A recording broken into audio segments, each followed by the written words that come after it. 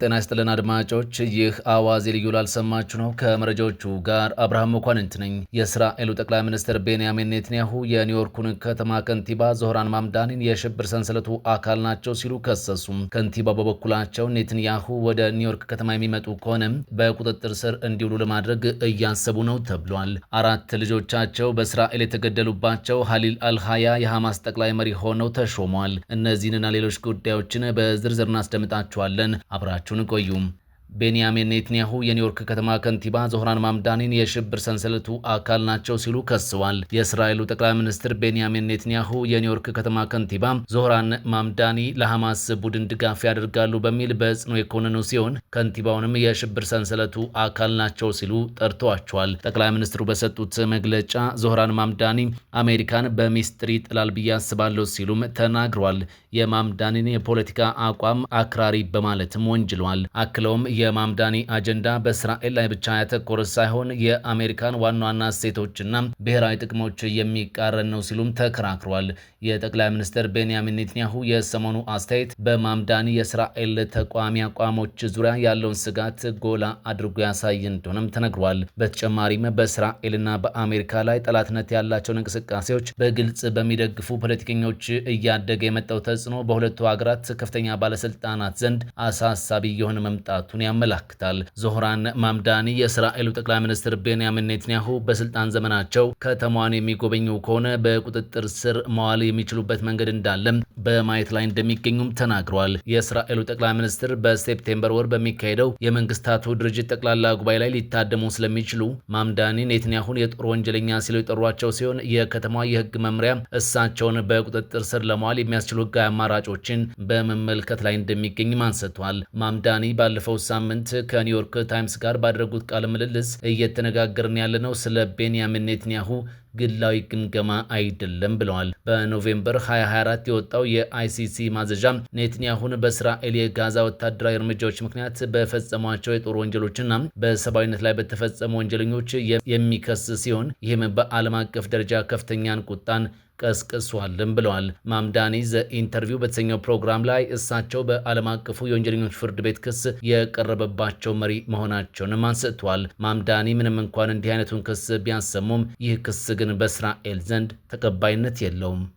ሩሲያ በጭነት መርከብ ላይ በፈጸመችው ጥቃት 10 ሰዎች ተገድለዋል ተባለም። ሩሲያ ወደ ዩክሬኗ ከተማ ኦዴሳ ሲጓዝ በነበረ የጭነት መርከብ ላይ በፈጸመችው ጥቃት ቢያንስ 10 ሰዎች መገደላቸው ታውቋል። የዩክሬን አየር ኃይል እንደገለጸው በጊኒ ቢሳው ሰንደቅ ዓላማ የሚንቀሳቀሰው መርከብ በሩሲያ የክሩዝ ሚሳኤሎች የተመታው እሁድ ዕለት ነው። የደረሰው ጥቃት እሳትንም አስከትሏል። ከእሁድ ምሽት አንስቶ መርከቡ ላይ የነበሩ ሰዎችን ለመታደግና ለማግኘት የነፍስ አድን ስራ እየተከናወነ እንደሚገኝም ተነግሯል። የዩክሬን የባህር ወደቦች ባለስልጣን ትላንት ሰኞ ይፋ ባደረገው መረጃ 9 ባህርተኞች እንዲሁም ከካፒቴኖች አንዱ መገደላቸውን አስታውቋል። ባለፉት ሳምንታት ኦዴሳ ግዛት ተከታታይ ጥቃቶችን አስተናግዷል። ሩሲያ ሐምሌ ላይ ብቻ በግዛቱ ላይ በፈጸመቻቸው ጥቃቶች 28 ሰዎች መገደላቸውን የግዛቱ ዋና አስተዳዳሪ ትላንት ሰኞ ለዩክሬን ቴሌቪዥን ተናግሯል። ሩሲያ በጥቁር ባህር ላይ የሚጓዙ የጭነት መርከቦች ላይ የምትፈጽማቸው ጥቃቶችን አጠናክራ ቀጥላለች። ከነዚህ ጥቃቶች ውስጥም ብዙ ሰዎች የሞቱበት እሁድ ዕለት በጊኒ ቢሳው ሰንደቅ ዓላማ የሚንቀሳቀሰው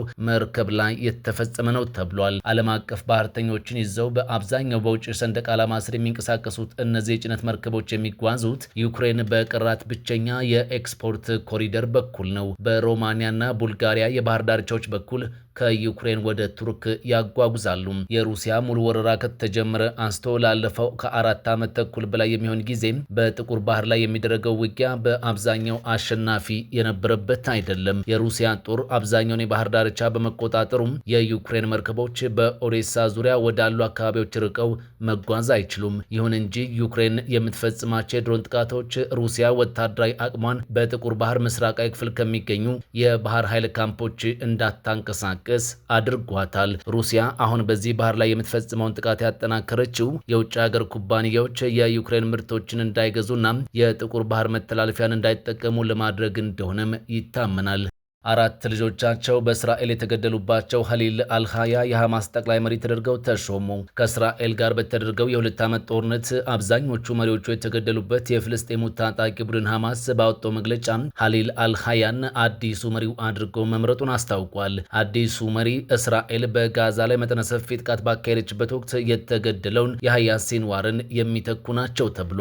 ከስደት በኋላ በጋዛ የነበረውን ንቅናቄ እየመሩ ያሉት ሀሊድ አልሃያም ከ3 ዓመታት ገደማ በፊት ከእስራኤል ጋር ከተጀመረው አውዳሚ ጦርነት በኋላ ወደ መሪነት የመጡ አክራሪ አቋም ያላቸው የቡድኑን አባላት የሚወክሉ ተደርገውም ይታያሉ። የህያ ሲንዋር የቅርብ አጋር የነበሩ ሲሆን ኢራን ውስጥ በእስራኤል ከተገደሉት የቡድኑ የፖለቲካ መሪ እስማኤል ሀኒዬ ጋር የሚያያይዘውን ፖለቲካዊ መስመር የሚያስቀጥሉ ተደርገውም ይታሰባሉ። አዲሱ መሪ የሐማስ ዋነኛ ተደራዳሪ በመሆን የቡድኑ ልዑክ ያደረገውን ቀጥተኛ ያልሆነ የተኩስ አቁም ድርድርን መርተዋል። በግብፅና በኳታር አማካኝነት ከአደራዳሪዎች ጋር በመገናኘትም ዓለም አቀፍ እውቅናን አትርፏል። ከቅርብ ጊዜ ወዲህ ደግሞ የሐማስን የዲፕሎማሲያዊና የፖለቲካ እቅዶችን በመምራት የበለጠ ኃላፊነትን ይዟል። የ65 ዓመቱ ሀሊድ በዚህ ዓመት መስከረም ላይ በኳታር ዋና ከተማ ዶሃ ውስጥ የሐማስ መሪዎች ስብሰባ ላይ ያሉ ከተፈጸመው የእስራኤል የአየር ጥቃት መትረፋቸው ይታወሳል። በጥቃቱ ወንድ ልጃቸው 5 ዝቅተኛ ደረጃ ያላቸው የቡድኑ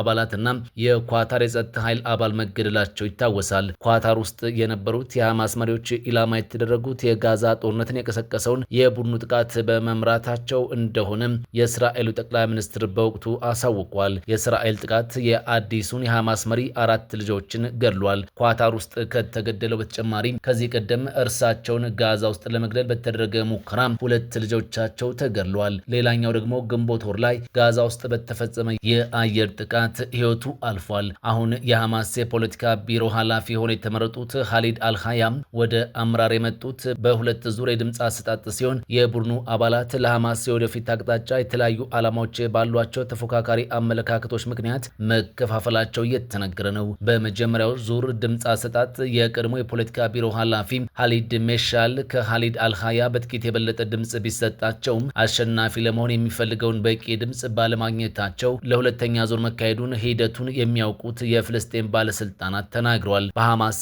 የውስጥ ሕግ መሰረት አንድ እጩ በቀጥታ ለመመረጥ ድምፅ ከሚሰጡ 69 አባላት ካሉት የምርጫ ተወካዮች መካከል ቢያንስ 36 ድምፅ ማግኘት ይኖርበታል። በዚህም ሁለተኛው ዙር ድምፅ ከተሰጠ በኋላ ሀሊድ አልሃያ አስፈላጊውን ድምፅ አግኝተው የሐማስ መሪነት ቦታን ለመያዝም ችለዋል። ጋዛን ለረጅም ጊዜ ሲያስተዳድር የነበረው ሐማስ ከአውዳሚ የ2 ዓመት ጦርነት በኋላ በታሪኩ እጅግ አስቸጋሪ ከሆኑት ጊዜያት በአንድ ውስጥ እያለፈም ይገኛል። በእስራኤል፣ በዩናይትድ ኪንግደም፣ በአሜሪካና በሌሎች በርካታ ሀገራት ሽብርተኛ ድርጅት ተብሎ የተሰየመው ሐማስ በጋዛው ጦርነት በእጅጉ ተዳክሟል። በአሁኑ ወቅት አብዛኛው የቡድኑ ከፍተኛ ወታደራዊና የፖለቲካዊ አመራሮች የተገደሉ ሲሆን በጋዛ ያለው የአስተዳደር መዋቅሮቹ ፈርሷል። የፍልስጤም ግዛት ሰፊ ክፍሎችም ወድመዋል ሲል ቢቢሲ ዘግቧል። በቡድኑ አመራር ውስጥ የተፈጠረው ፉክክር በሐማስ የወደፊት ሁኔታ ላይ ሰፊ የሆነ የስትራቴጂ ልዩነት እንዳለም ይፋ አውጥቷል። ቀደም ሲል በስደት ሆነው የሐማስን እንቅስቃሴ ለ10 ዓመታት የመሩት ሀሊድ ሜሻል ከሐማስ ቀደምት አመራር ጋር የተያዙ ናቸው። የሜሸል ደጋፊዎች ሐማስ በጋዛ በተካሄደው ጦርነት ትምህርት በመውሰድ በዋናነት በትጥቅ ትግል ላይ ያተኮረ ስትራቴጂን በመተው የንቅናቄውን ዋና ዋና ዓላማዎች በማስጠበቅ የበለጠ ከሁኔታዎች ጋር የሚስማማ ተግባራዊ የሆነም የፖለቲካ አካሄድ መከተል እንዳለበት እየተከራከሩ ነው። ይሁን እንጂ የካሊድ አልሃያ ደጋፊዎች የጋዛ አመራር ግጭቱ ያስከተለውን ኃላፊነት በመቀበል አሁንም ንቅናቄውን መምራት እንዳለበት በአሳማኝ ሁኔታ ተከራክረዋል። በተለይም የሐማስን የጦር መሳሪያ መፍታት የሚመለከቱ ወሳኝ ስምምነቶች እንዲፈጸሙ የሚደረገው ጫና ላይ ጽኑ አቋም መያዝ እንዳለበትም ያምናሉ። ሐማስ በጋዛ የተካሄደውን ጦርነት ያስቆመውን የተኩስ አቁም ስምምነት ከእስራኤል ጋር ከተፈራረመ ወዲህ የፍልስጤምን የራስን ዕድል በራስ መወሰንና አገርነትን የሚያረጋግጥ የፖለቲካ መንገድ ሳይመቻች የጦር መሳሪያዎቹን ለመፍታት ፈቃደኛ አይደለም። በተጨማሪም ከጋዛ መልሰው ግንባታ ይልቅ ግዛቱን በአስቸኳይ ከወታደራዊ ኃይል እንቅስቃሴ ነፃ ማድረግን የሚያስቀድመው በአሜሪካ የሚመራው የሰላም ቦርድ ያወጣውን እቅድ ሐማስ ውድቅ አድርጎታል።